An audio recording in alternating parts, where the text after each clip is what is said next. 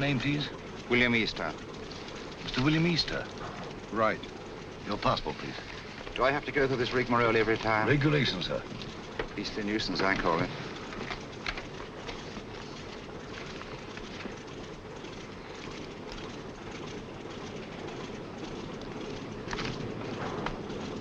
You'll receive your American visa enlistment. Will there be time? Definitely.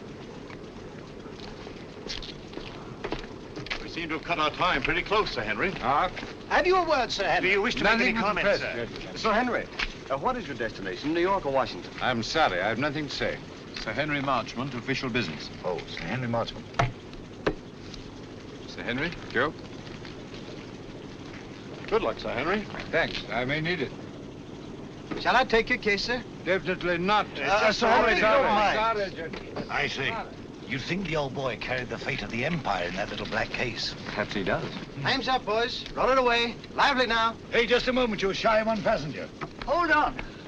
Wait a bit. Wait, I say. I've got passage. Yes, all right. Your name, sir? Grayson's Lane.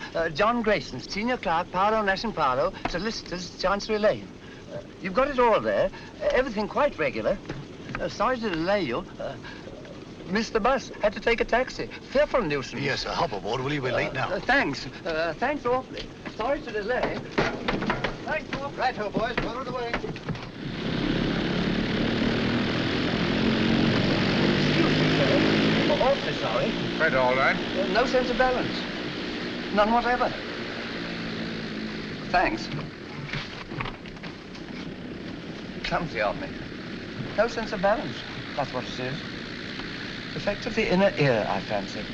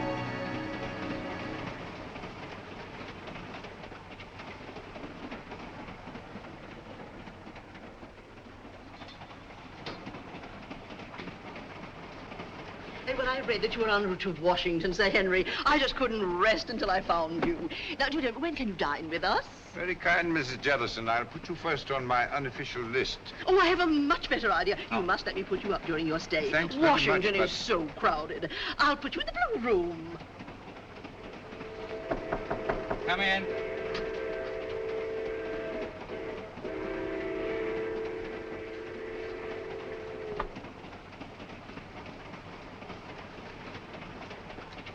Thank you, sir.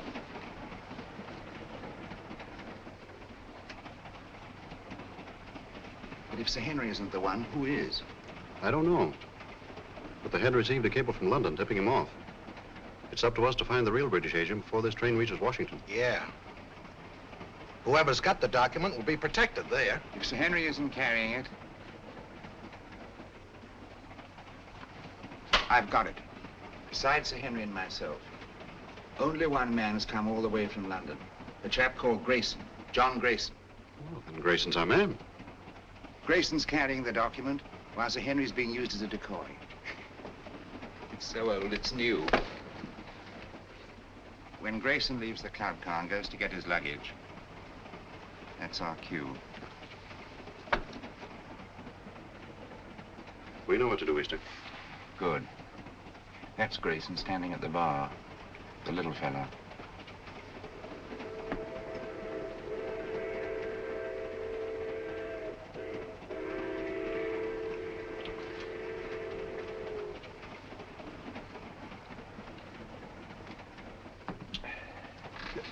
Excuse me, sir. Don't give it a thought, brother.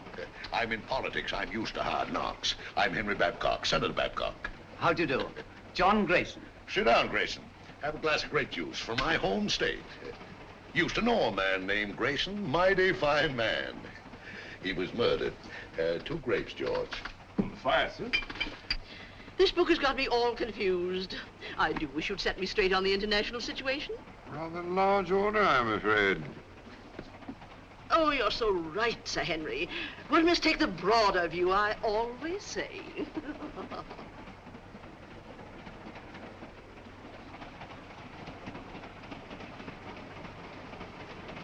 Another grape juice, Grayson. You can't have too many vitamins, I always say. Thanks, Senator. But if you don't mind, I'll have a whiskey and soda. Why, sure. George, bring him over, will you? Yes, Let's sir. get a chair. I was built for comfort.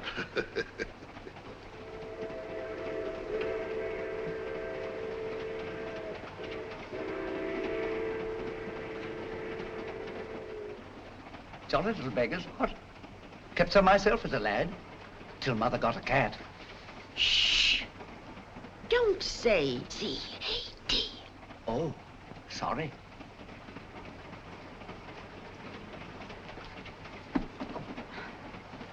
Permit me, ma'am. Oh, thank you. You're very kind, I'm sure. Pardon me, sir. Here we are. Porter, Yes, sir?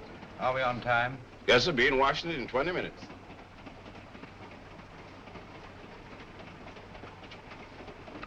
By the way, Grayson, what's your line? Line? Yeah, what business you in? What's your racket? Oh, I represent a London legal firm, Parlow, Nash & Parlow. Paolo. I used to know a man named Paolo. No, it was Marlowe. Couldn't have been the same fella. No, I suppose not. I've been making a tour of my state, getting the opinions of the home folks, taking a lot of their ideas back to Washington. I'd like to hear more of your activities, Senator. Give me your address, sir, and I'll have all my speeches mailed to you. You're quite too kind, sir. Sorry I have no card.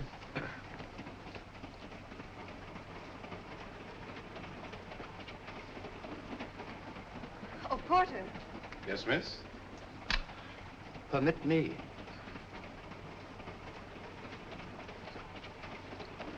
Thank you very much. Not at all. I'll be at this address for the next week or so. I hope. Thank you. I'll get my papers together. Pleasant meeting, my friend. Better look me up in Washington. I'll just get my bag. Thank you, thank you.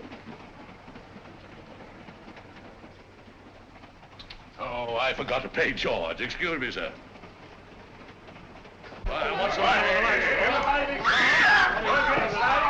Just a little blackout. Keep your seat. Just a little blackout. Keep your seat. Mice! Oh, dear. All gone.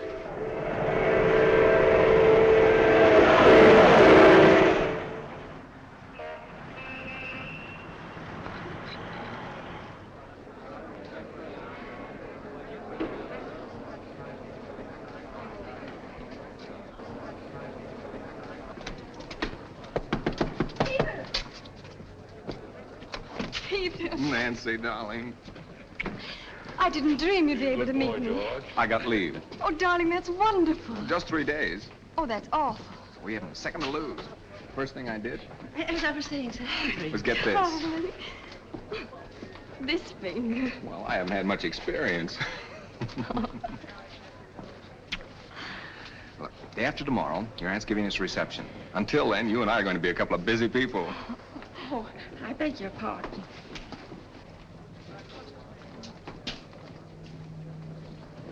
Goodbye. Who's your boyfriend? You needn't worry. He just lit a cigarette for me.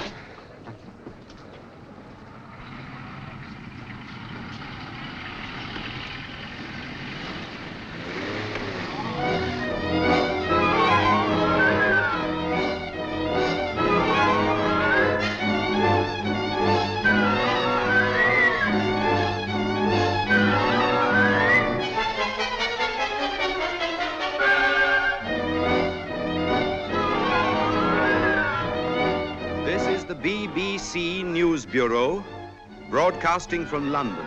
At this time, we present our regular morning summary of the news. A British subject has disappeared under curious circumstances. John Grayson, senior clerk in the firm of Parlow, Nash and Parlow, solicitors, Chancery Lane, has not arrived at his firm's representatives in Washington. Foul play is suspected. Deplorable, simply deplorable. It's the sort of thing that shakes your faith, by Jove. I say, Holmes, shakes your faith in everything. You alarm me, Watson. I've never seen you affected by the news, however startling. Startling, my dear fellow, it's devastating. Seen the scores? The Navy got 428 for 6 wickets against the Army at Lord's. May I draw your attention to the fact that really momentous things are happening in the world today? I know all about that. I'll get to them later on. Excuse me. Mind my egg, old bean. Oh, I'm sorry. With your consuming interest in the game, I'm surprised that you've changed your mind about running up to Lord's cricket ground this afternoon. It can't be helped. I had to put it off. How did you know I changed my mind? Elementary, my dear Watson. Invariably, when you go to a cricket match, you fill your flask with my best whiskey. Just now, I noted in passing that the flask was empty. The single whiff informed me that it had been recently filled. Obviously, after filling it, you would pour the contents back into the bottle. Therefore, you had changed your mind about a cricket match. You amaze me, Holmes. You positively amaze me. Come in, Mrs. Hudson. Oh, excuse me, Mr. Holmes. There's a gentleman, and he's very insistent. Well, I do declare he followed me right up the stairs. Didn't I ask you to wait? My good woman, you may ask me to wait, but not the British Empire. Mr. Holmes, I must talk to you immediately. How are you, Mr. Irons? That will be all now, thank you, Mrs. Hudson. My good woman, indeed. Huh.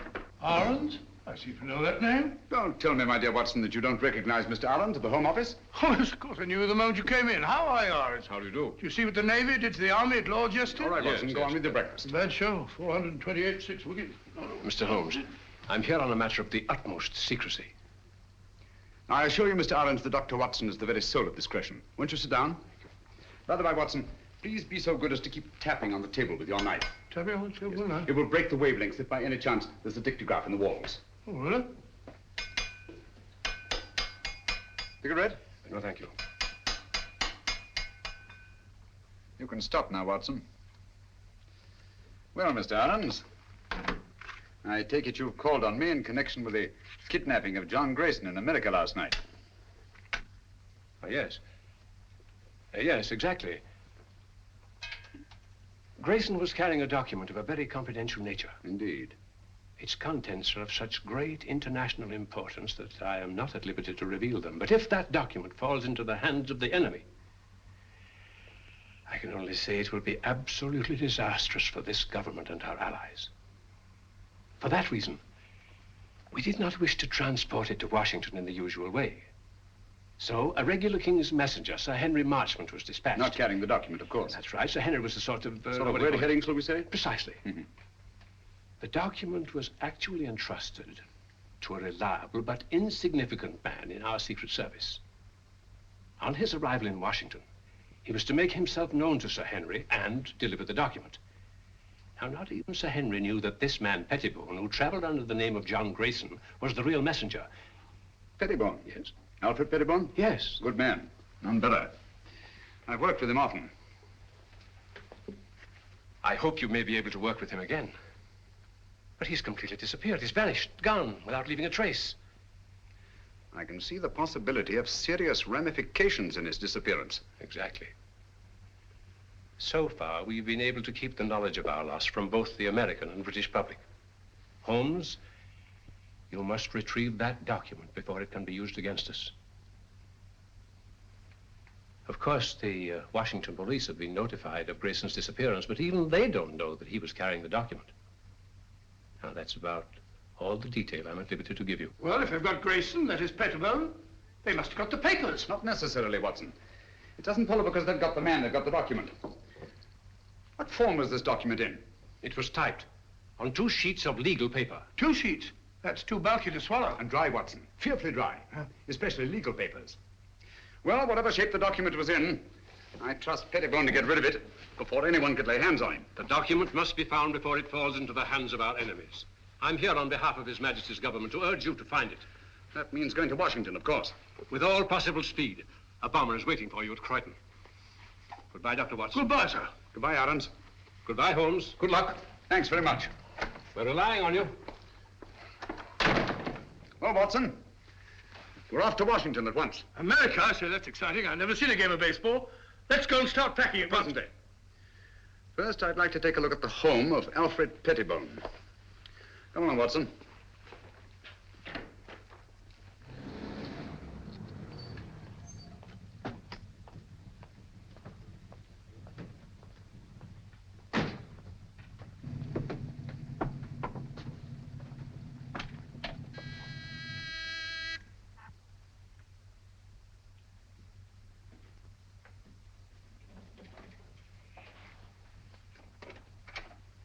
Why, Dr. Watson, what a surprise. And Mr. Holmes, won't you come in? Thank you. I'm frightfully sorry, but you won't find my son in. He's gone to Washington, some business or other.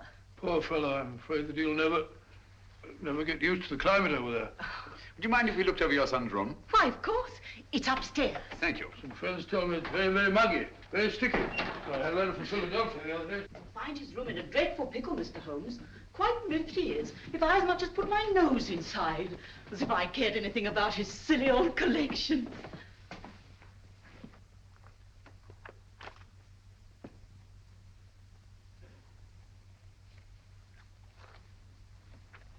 This sort of Pettibone seems a curious sort of fellow. Sort of collector of collections. Postage stamps, military buttons, butterfly, I don't know, bugs, snapshots, all sorts of rubbish. Yes, I shall write a monograph someday on the noxious habit of accumulating useless trivia.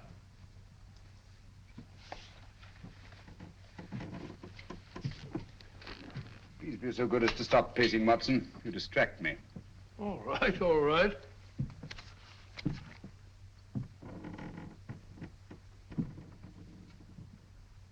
Unless I'm greatly mistaken, our friend Pettibone did not carry 2 pages of legal paper when he left this room. I wouldn't be too sure, Holmes. Ashes are deceptive, you know. On the contrary, my dear Watson, the rag used in our official documents leaves an ash that is unmistakable. Oh, do stop pacing. I'm not pacing. I've moved an inch. I'm sorry, old fellow. My error.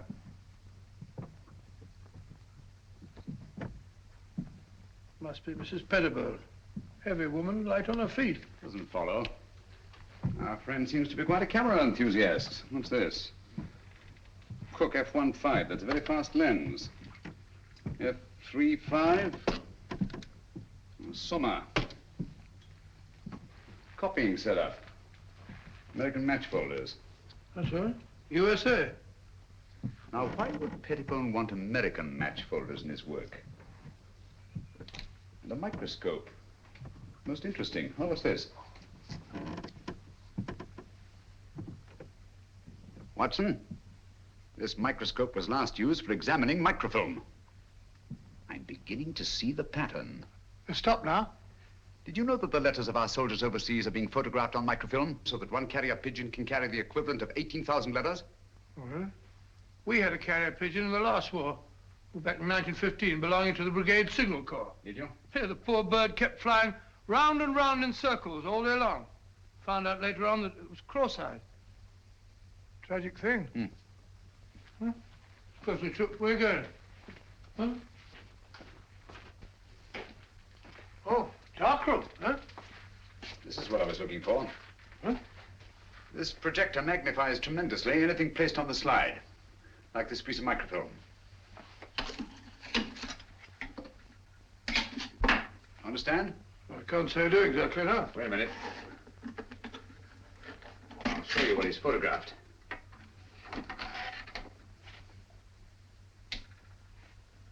Oh, it's a match folder. What do you want to photograph that for? Probably to line up his equipment before he photographed the document. We've got it, Watson. Oh, have we? Yes. Come along. Oh, it's all as clear as mud to me. Just as I thought. This document has been reduced to microfilm to make its concealment possible. Alfred Pettibone is a most ingenious fellow. A bulky document is obviously difficult to conceal. But 2 pages of a state paper, photographed on microfilm, would be reduced to a size no larger than a halfpenny stamp. Slitting a match folder with this razor blade, Pettibone placed the now minute document inside, stuck it together again, and there he had it. An American match folder, rare in London, but completely inconspicuous in the United States. Do you mean to say we're off to America just to look for a match folder? It's a big country. A big country, Watson. And a small match folder. Come along.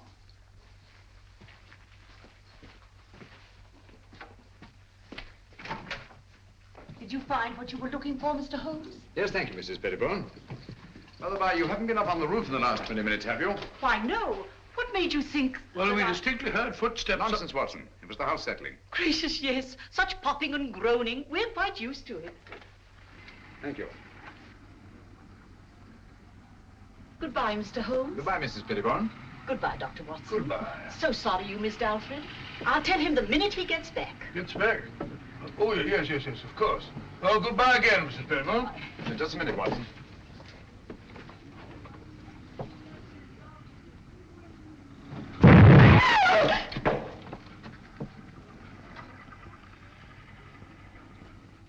That was no accident, I assure you, Watson. Well, aren't you going to find out who did it? Time's too precious now. But at least I know they've learned of my entry into the case. They? Who are they? The same group that took Alfred Pettibone off the train on his way to Washington. A group that will stop at nothing to get their hands on the document he carried. Their leader is a clever, resourceful criminal who seems to have sources of information from everywhere. Oh, that means a worldwide organization. Who'll stop at nothing, you say? Quite. That's why we must get our bags and ourselves aboard that bomber without delay. We're opposed by an adversary worthy of our best efforts. At present, he has all the advantages. Even that of being only a merciless, nameless shadow. Think of it, Watson. In a few hours, we'll be flying out over the Atlantic.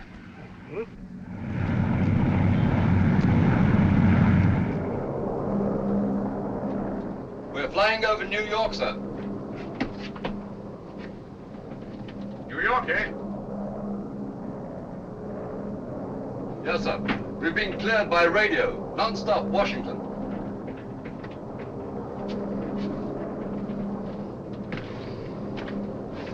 What is that book that so engrosses your attention, Watson? A book on the quaint customs and manners of America. We must be halfway across, and I've only got to page 37. For your information, my dear fellow, we are now flying over New York. Flying over New York? Gracious me. What do you think?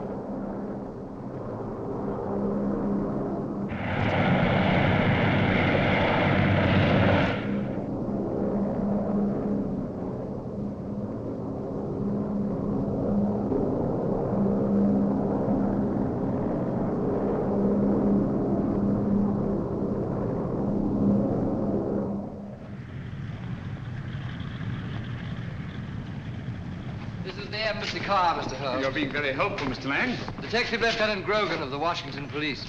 How do you do? Welcome to Washington. Thank you. This is my associate, Dr. Watson. How do you do, sir? How are you? I suppose I should say, how are you, buddy? What's cooking? Oh, come along, Watson. Oh, it says in the book. What's cooking?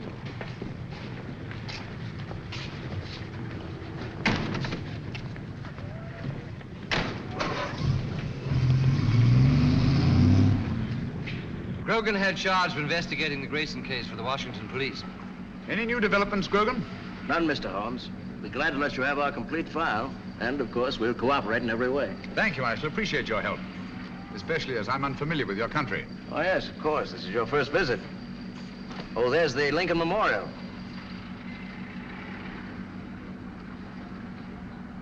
Most impressive.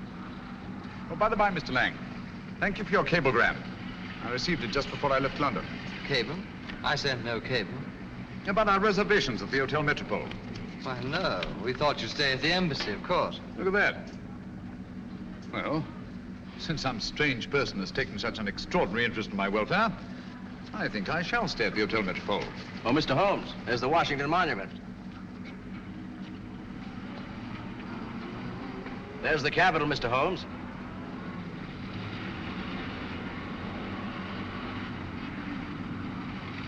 Magnificent.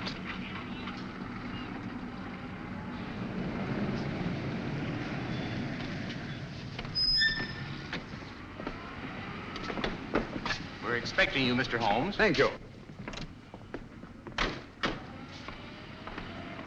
I questioned everybody known to have been in that club car, as a matter of course. Sir Henry Marchmont confirms that Grayson had contact only with the people on this list. Now, he had a drink with Senator Babcock, and he chatted with a Miss Pringle about some mice she had in the cage, and he picked up a book dropped by Mrs. Jellison. Not very much to go on. How many of these people have been attacked already? I've heard about your deductions, Mr. Holmes. Well, Senator Babcock was held up on his way from the station, with nothing taken. And Mrs. Jellison's home was ransacked that night. And she found the book that she carried from the train literally torn to bits. That's right. Miss Pringle? Well, Miss Pringle says someone released the mice from the cage during the night sometime, and she found the cage torn apart. What happened to the mice, Sir Weller? An intriguing line of thought, Watson, but not essential to the case. Mm-hmm. Apparently, Grogan, they're still looking for the document. I'd very much like to have a look at that club car. Well, that'll be easy. I have the car held in a siding in the railroad yards. Good. But we've searched the car thoroughly, Mr. Holmes. We couldn't find a thing. Well...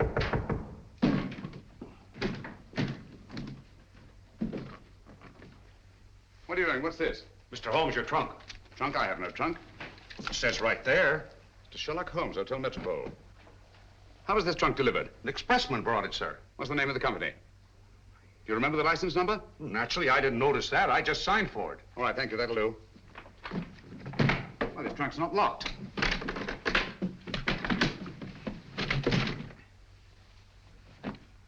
Great Scott. Poor chap. You recognize him, Mr. Holmes? Yes. Who was he? The man we're looking for, John Grayson. His real name is Alfred Pettibone. British Secret Service.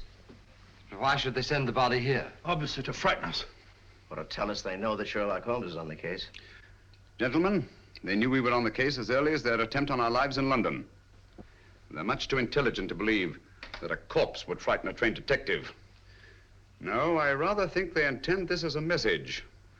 And they wanted to be sure that I'd be here at the Hotel Metropole to receive it. Message? What do you mean? They want us to believe that they found the document, and therefore have no further use for Grayson. Well, if that's true, then we're done for. I'm not so sure that it is true, Watson. If they have the document, why are they wasting time sending me this? No, it's an attempt to throw me off the track. Grogan, you've a police laboratory, of course. Certainly. I'll see what I can find out about the body. Yes, whatever marks it reveals. And the trunk. A microscopic examination. Everything about it. The lining, the blanket in which the body is wrapped, everything. Let nothing escape. We have the best police laboratories in the world, Mr. Holmes. I beg your pardon, Lieutenant Grogan. You see, I'm so accustomed to working quite alone at my lodgings in Baker Street that I sometimes forget the more modern scientific methods so particularly effective here in America. But if there's anything there, they'll find it, Mr. Holmes. While you're doing that, I'll take a look at the club car. Coming, Watson?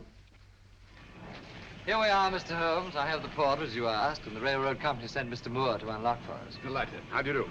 Very good. Let's go in. This way, gentlemen. Well, it looks as if the police have made a thorough search. Whoever did it, it wasn't the police. There have been visitors here since our friend Grogan. My goodness, look at our car. Talk about a blitz. I say, Holmes, if Grayson hid anything in this car, it certainly isn't here now. Not necessarily, Watson. If you'll help me put this place in some kind of order. Yes, sir, boss. This would go about here, I imagine. That's it, boss. Yes, And, yes. wait a minute. Oh, yeah, that's certainly more like it. Yes, sir. Thank you. That'll be all. Watson, will you be Mr. Grayson for the moment? Grayson? Huh, if you want me to, old man. What do you want me to do? You're having a drink at the bar. Oh, drink? Oh, that's not a bad idea. Drink at the bar. Bring me a whiskey and soda, will you, Stuart? Stuart? Sorry, Dr. Watson, but the bar's closed. Oh, says the bar's closed. According to Grogan's reconstruction of the scene, let me see. Yes. Grayson pauses at the bar while Senator Babcock moves across and sits down here. Do you mind being Senator Babcock for the moment, Watson? Going up in the world. Sit down, please. Now, Miss Pringle is seated there. Over there, Watson.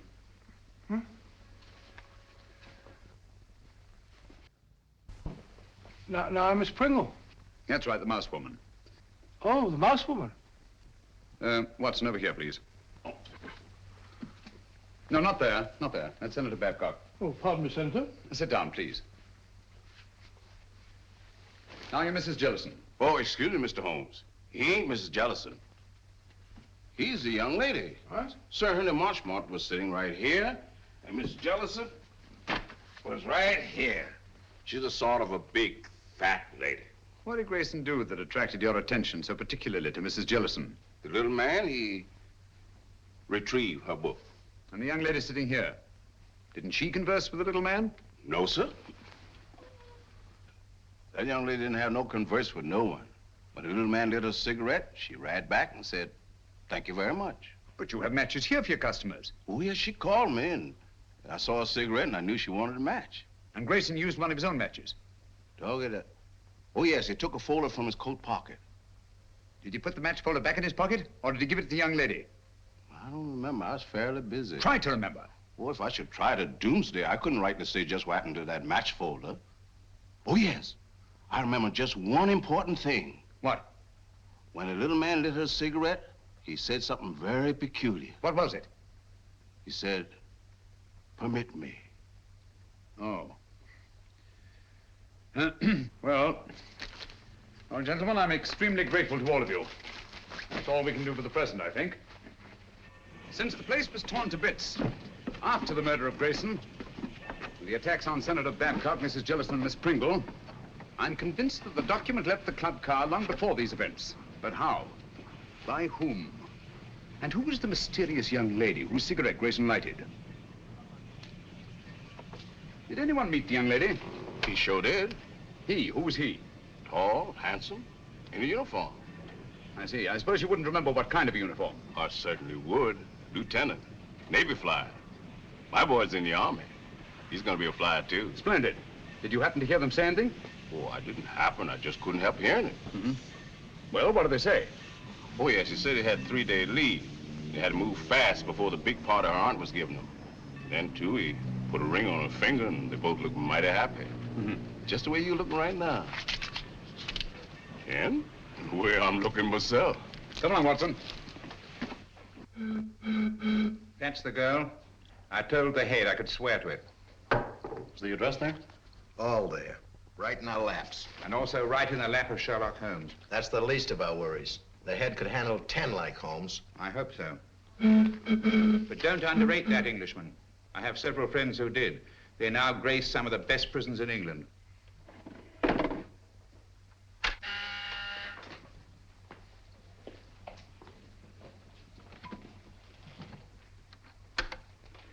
Yes, sir? I talked to the catering company. It's quite all right. They could hardly refuse me. It's the Acton Company. The Acton Catering Company. Yes, sir. I know what to do.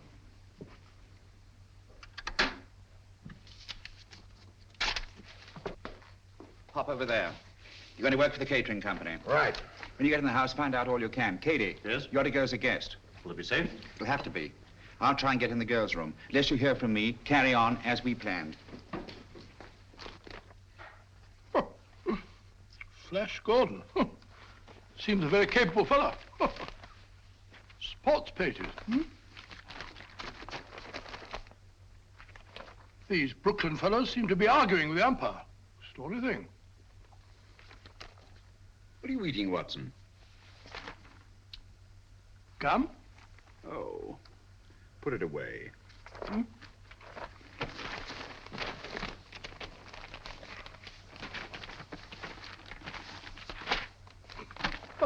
Never seen you take an interest in the society columns before.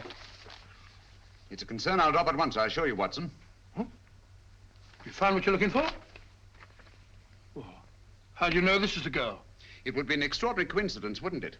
If more than one naval lieutenant in Washington were to become engaged in the last few days to a girl from New York whose aunt was giving them a reception. By Joe, you must be right. She's a pretty girl. Yes. He's walking around with dynamite in her handbag.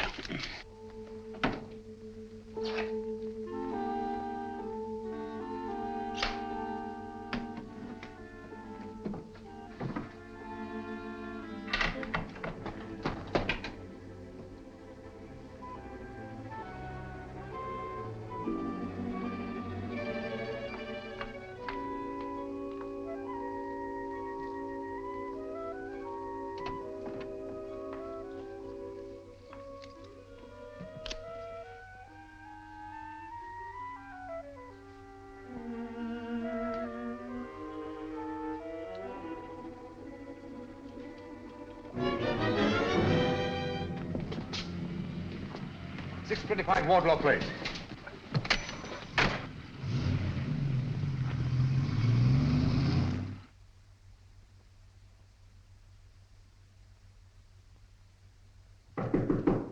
Who is it? Me, Pete. You can't come up here. I did, though. One get you two. That party's gonna be awfully dull after this. Let's not go. Let's go away and get married. You've only got one more day. That's an idea. No, we can't do that, Danny. I'll tell you. Let's sneak a look at the new apartment. It was awful sweet of Auntie to give us the whole floor of this house for our apartment. The least we can do is let her have the fun of showing it to us. Okay. Let's face the party. I'll get my bag.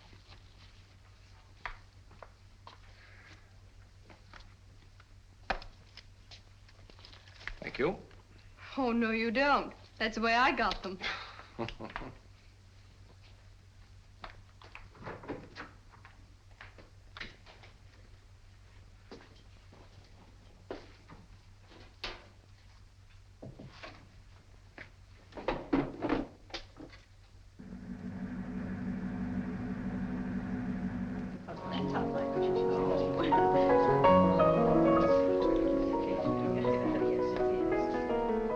How do you do? So glad you could come. This is Mrs. Oh, dear, what is your name? Ruxton. Of course, I know it as well as my own. And this is Mrs. Vale. How do you do? Isn't it? Quite. Oh, of course. They love it. Not yet. That must be Lieutenant Merriam with Miss Partridge over there. Certainly glad to hear the news, Pete. Congratulations. Well, thank you, Major. Thank you. You're a lucky guy, Pete. I'll see you later. 3rd floor, 1st door.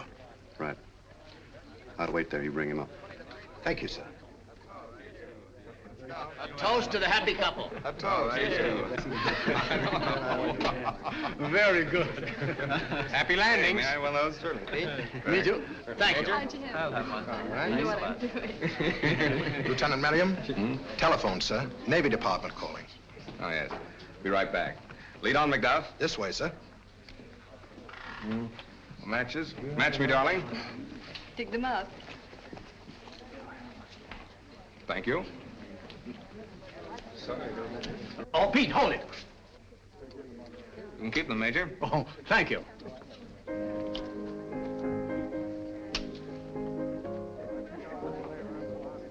Thank you. Not for me, thank you. No, thank you. Why up here? They said it was private. There's a phone in here, sir. Hey, it's my new apartment. Miss Partridge didn't want me to see it till after it was finished. Here you are, sir. Quite a smell of paint, sir. In here, sir. Thank you.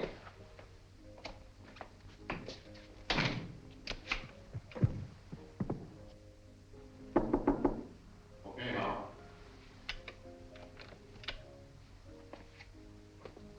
We should get some action, Sir Henry, with Sherlock Holmes in Washington. Yes. I don't mind telling you I'd give anything to get my hands on that document. Yes, I know. Or at least know that it's in safe hands. Thanks. Engaged today and married tomorrow. No, thanks. Have you a match? Miss Partridge? Yes? Lieutenant Merriam asked if you would come to the new apartment. But he's not supposed to see it yet. The new apartment? He must think you're already married. Yes, I don't dare let that man out of my sight. Excuse me, will you please? Surely. Oh, I'm so sorry. May I? Thank you.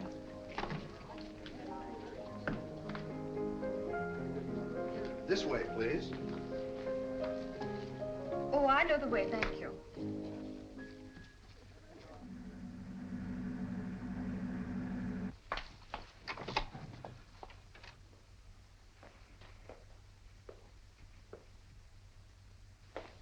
Peter, where are you?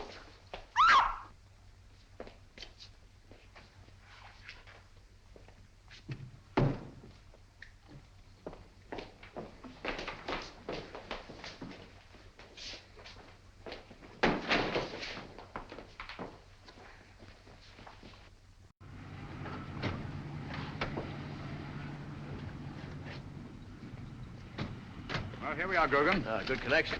We'd better go into the party. Well, I think you better go in first, Mr. Holmes. I'm not very good at this sort of thing. I think you do all right.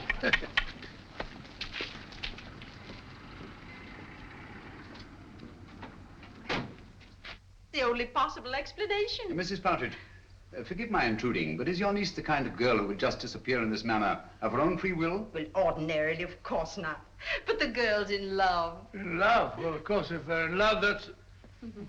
Even so, they'd naturally tell you of their destination. Really, I've no idea. Oh, but they'll be back here again tomorrow. You see, I prepared an apartment for them, an entire floor in this house. By the by, Mrs. Partridge, I gather the rug you ordered for the apartment was not entirely satisfactory. Oh, those tiresome workmen. I told them not to come in here this afternoon, but they did. And walked out with the rug, which they no doubt informed you had been sent by mistake and would be replaced tomorrow. Yes, but however did you know that? Show me the apartment. Yes, there were 2 rugs there. One for the living room and one for the dining room. All your workmen wear rubber-soled shoes, do they not? Oh, but yes, always. Their company requires them to. Nevertheless, there have been leather heels on this floor. And a woman's heels. Very recently, I should say. Not yours, Mrs. Partridge. But recently enough, so that no dust has had time to settle in the imprints. Stay over there, please.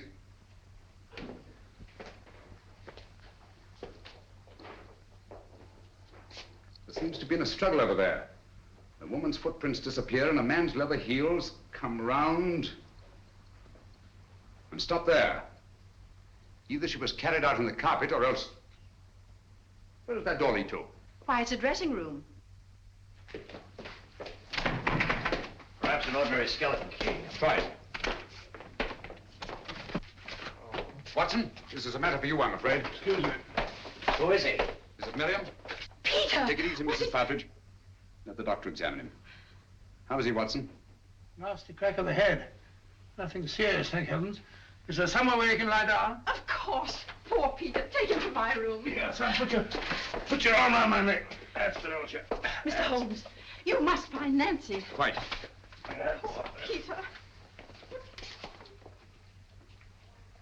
That girl disappeared right from under our noses. It's unbelievable. I better try to trace that truck. That won't lead us anywhere. Our antagonist is too clever for that. But the girl must be found immediately. You're sure the police chemists found nothing definite in their examination of the trunk? Not one thing pertinent to the case. What about Grayson's body and the blanket it was wrapped in? Nothing. Every object connected with this case has some kind of story to tell. Do you think they'd mind if... The laboratory is completely at your disposal, Mr. Thank you. Dr. Watson and I will go there at once. The usual findings on the trunk, Mr. Holmes. Bought in Washington, been banged about a good deal. All labels removed. And the body? No marks of any kind. Very well. If you need me, call. Thank you.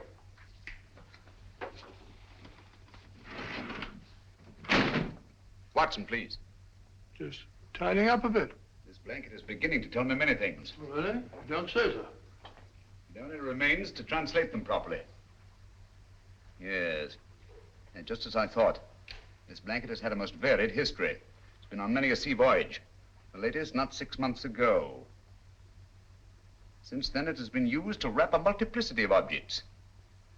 Carvings of teak wood. Candle snuffers made of pewter.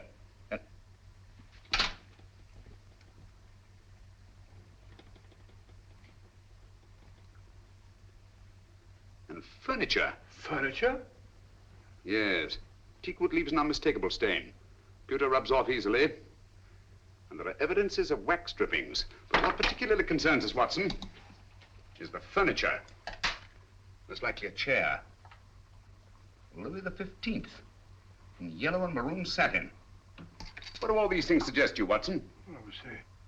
An aunt of mine, Matilda, lives in Brighton. Very old-fashioned. Very aged. Exactly. Antiques. We've a lot of ground to cover before nightfall. Ground? What ground? If necessary, all the antique shops in Washington. A-N-T-I. There we are, antiques. Antiques? But what connection is there, Louis the 15th chair with this Partridge girl? This sliver of wood came from a Louis the 15th chair that had once been wrapped in that blanket. From other evidences the blanket supplies, I deduced that it's been used in an antique shop. And whoever controls those antiques murdered Grayson and kidnapped the girl. What? That's it, Watson. Come along. Before the girl's kidnapper becomes her murderer.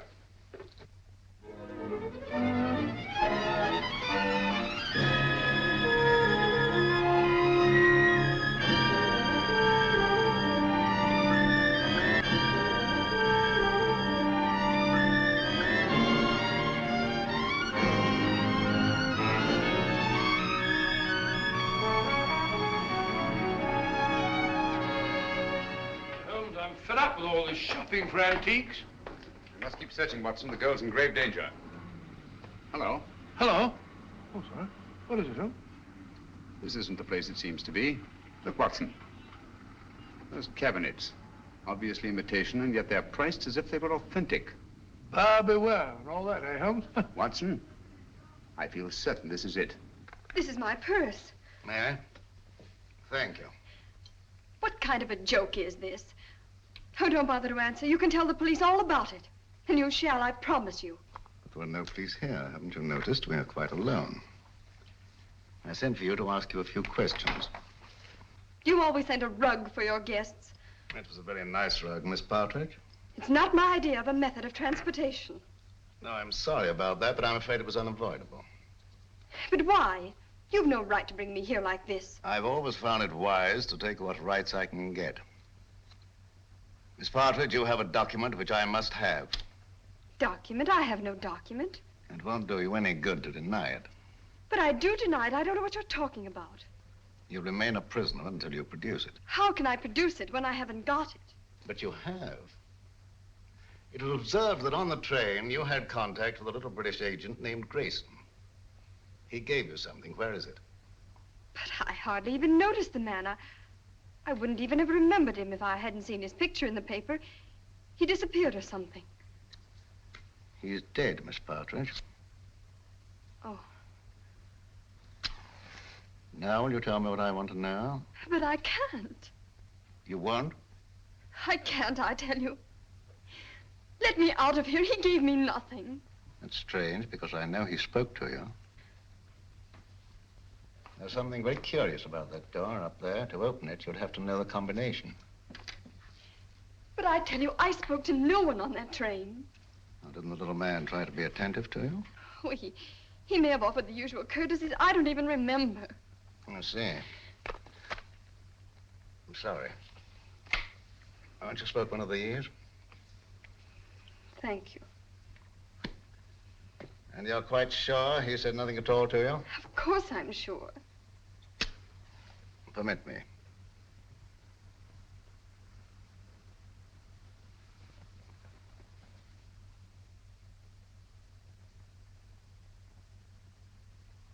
And you're certain that nothing passed between you? I'm certain. Mr. Howe, please. I must ask you to trust me with your bag a little longer. I have an eccentric interest in the linings of purses. It's a foible. You know Mr. Howe, I believe. Mr. Howe is a gentleman of unusual accomplishments. Under his influence, I've known people talk fluently who never talked before. But I don't know anything, I tell you. Nothing. Nothing, I swear it. I don't know anything.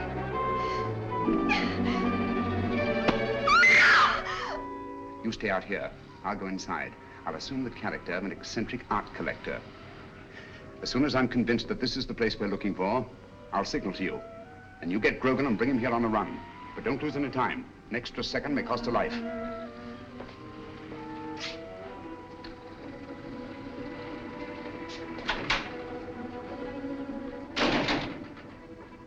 No, madam, I don't know who she is. But notice the modeling.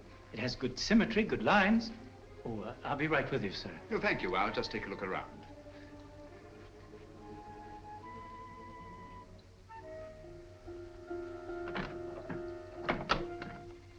What an extraordinary cabinet. Spanish. Moorish influence. Imitation, of course. It is not an imitation, it's authentic. Oh, come now, my dear man. Ah, may I see some of these ceramics? Those aren't for sale. They're Ming vases mostly, and they haven't been marked yet. Well, that's really a very little consequence. You see, if they're genuine, I can tell to within a shilling what the international price might be. If you please, sir, there are other customers. Oh, yes, of course. Well, I'll just look around. Ah, what a very interesting collection of pewter.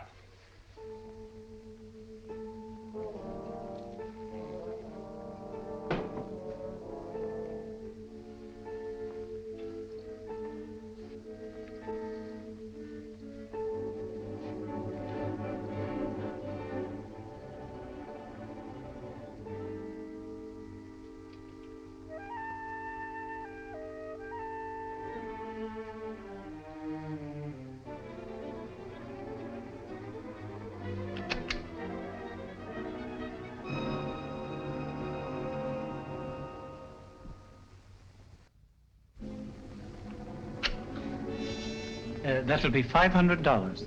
Now, would you just give me the address where you want it sent? Yes, Mrs. J. Wellington, Jr. DuPont Circle.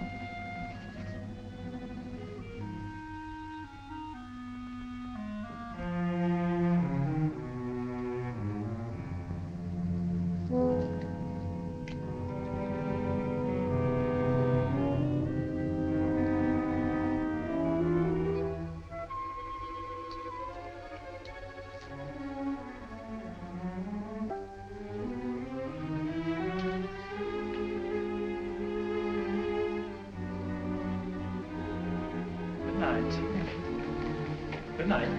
I'll have it sent out in the morning. Oh, dear.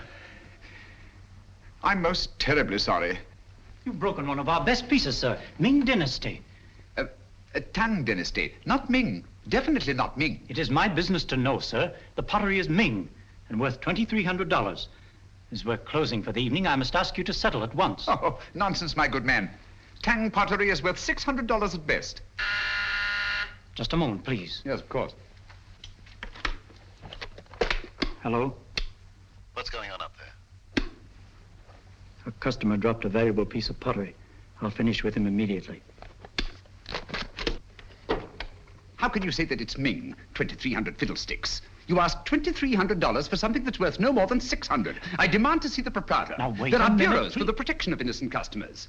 Show me to the owner of this establishment, or I'll turn the entire affair over to my legal representative. Ming, indeed. Just a What minute. chicanery, what skullduggery. I mean to put an end to it this very night. Ming for Tang, indeed. And I won't be put off. Call the proprietor immediately. Very well. Just a minute. Yes? This man's mad. An eccentric collector. I can't get rid of him. Insists on seeing you in person. All right, stall him for half a minute, then send him into my office. I'll get rid of him, and quickly. Oh, how? No screams till the customer's gone.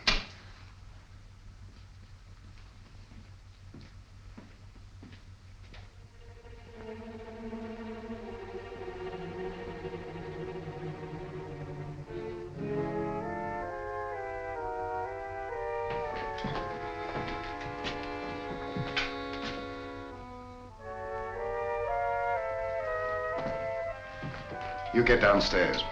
Yes, sir.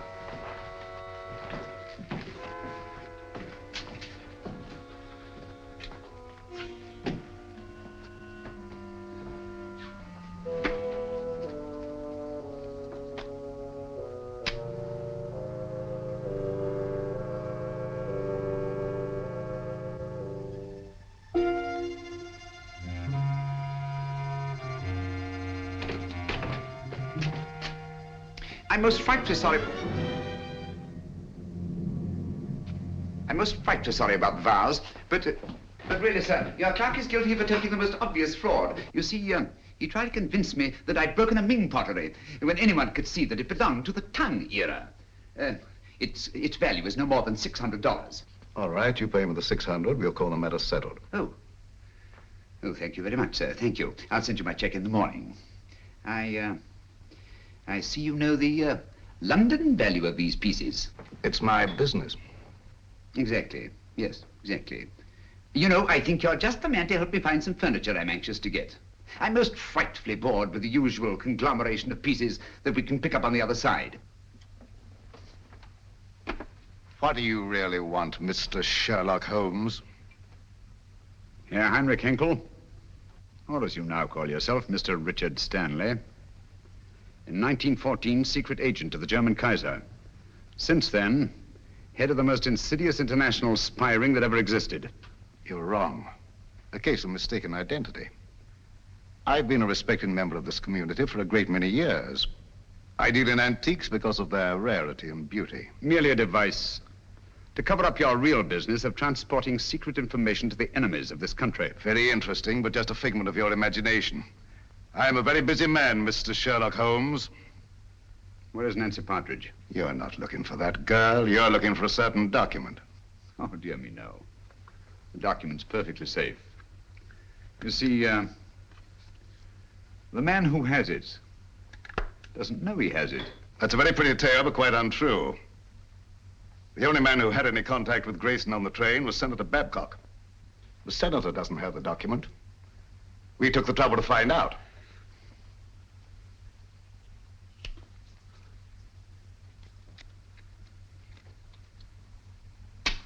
Permit me. Thank you. Perhaps you've been misled by the common notion regarding the shape and bulk of state papers. They might easily have been reduced to a convenient size, you know. Say, a document no larger than a postage stamp. Postage stamp, huh? That's a very interesting theory, but not supported by the facts. And quite beside the point. Where's the girl? She's not here, of course, but you're quite at liberty to look round if you care to. Thank you. I shall do so.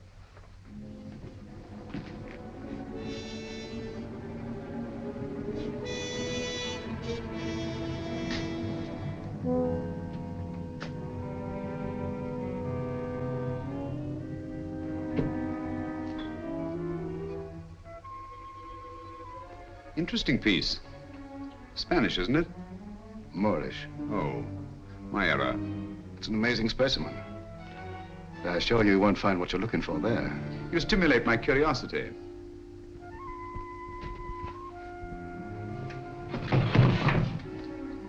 This might be interesting.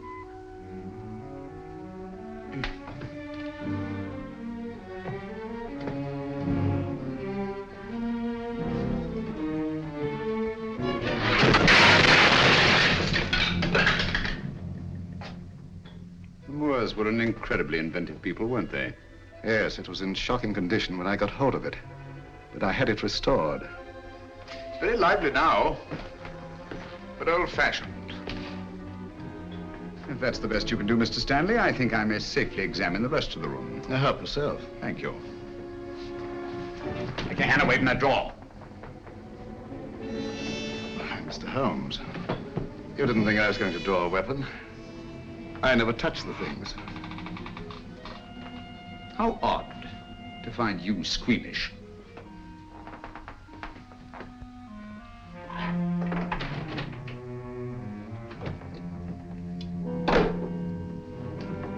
That connects only with the shop.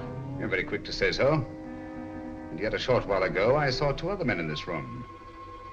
And they didn't go back into the shop, so there must be another exit. And perhaps another room. Yes, Mr. Stanley, what is it? Bring Miss Partridge here at once. Excellent, Holmes. I see your voice hasn't lost its flexibility. And my hand hasn't lost its cunning either.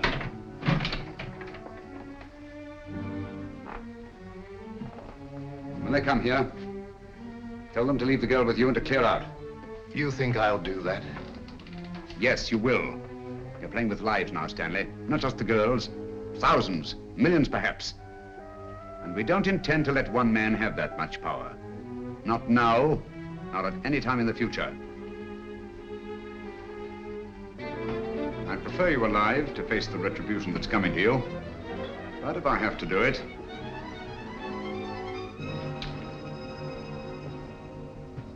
All right, Mr. Holmes.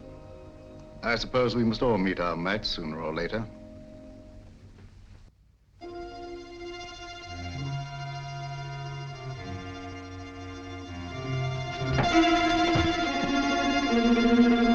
That's enough, boys.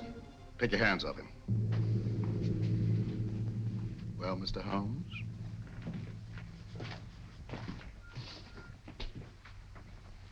Tell the clerk to go home and see the front door's locked. Well, Mr. Stanley? It's the last trick that counts, eh, Holmes?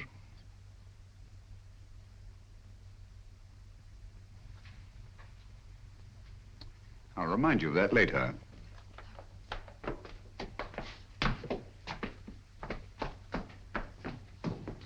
Miss Partridge, allow me to present Mr. Sherlock Holmes, the world-famous detective. He's come to rescue you. I don't believe you. Oddly enough, he's telling the truth. My name is Sherlock Holmes, and I did come here to help you. But I seem rather to have missed it. I'm sorry. I'm afraid you've had a bad time. Oh, that doesn't matter. It's Peter. They say they'll do something to him if I don't tell them. They say they've got him. Cheer up. He's quite safe. A tough customer like Peter isn't disabled very long by a clout on the head. He's all right. All okay, Mr. Stanley. Look here, Stanley. This girl knows nothing. I promise she won't even identify you. Well, unfortunately, she knows enough to hang us. So do you. I'm surprised at you walking into a trap like this, but you see the position I'm in and what has to be done. Katie, how?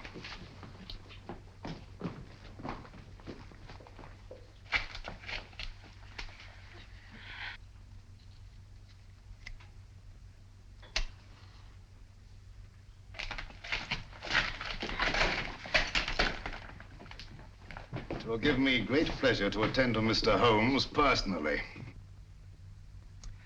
Easter, and the girl's yours.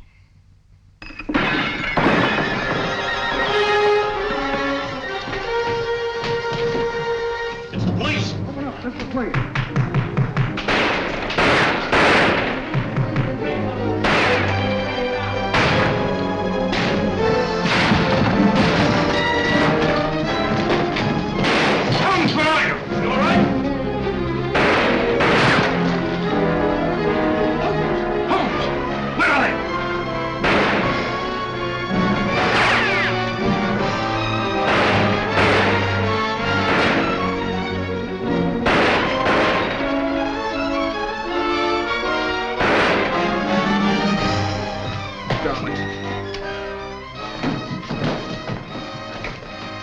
You're safe.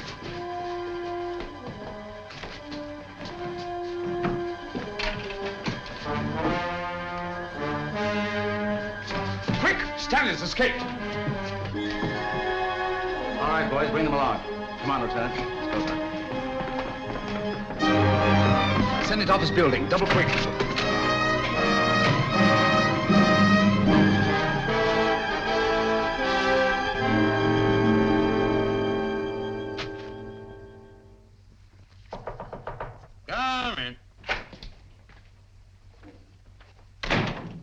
Glad you're safe, Senator. Safe? No man is safe. Look at the way my constituents snipe at me.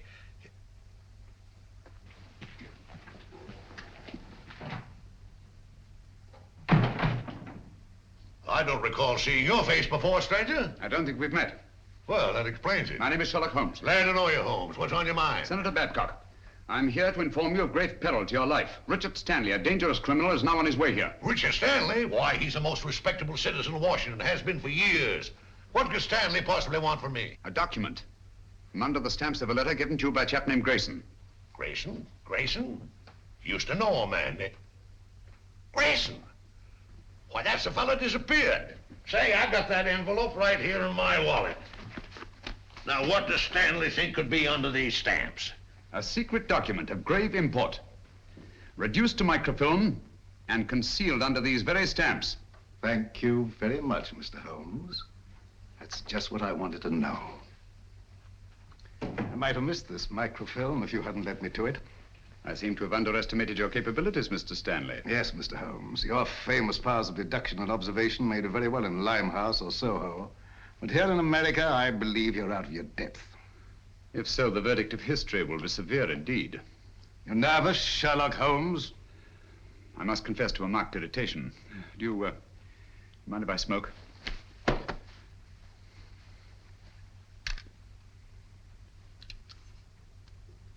Thank you. The whole course of the world might be changed by your acquisition of the microfilm. Oh, it will be, and for the better. Have you a match?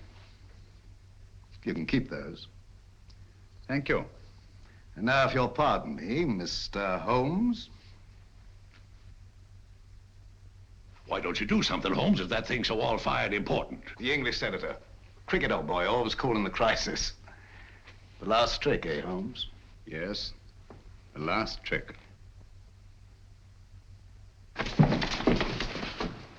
Say, you're a smart fellow, Holmes. Here's the microfilm, Holmes. Thank you, Senator.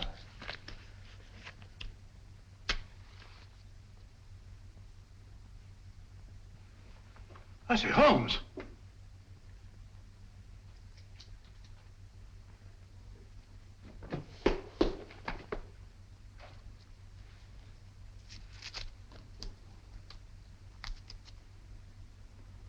This is the microfilm with the document on it. It'll be in the proper hands within the hour. As I told you, Mr. Stanley, the man who had it didn't know he had it. Come on, let's go. Well, it'll be nice to get home to Baker Street, eh, Holmes? Yes. But this is a great country, Watson. It certainly is, my dear fellow. Look, up there ahead. The Capitol. The very heart of this democracy. Democracy? The only hope for the future, eh, Holmes? It's not given to us to peer into the mysteries of the future. But in the days to come, the British and American people will, for their own safety and for the good of all, walk together in majesty, in justice, and in peace. That's magnificent. I quite agree with you. Not with me, with Mr. Winston Churchill. I was quoting from the speech he made not so long ago, in that very building.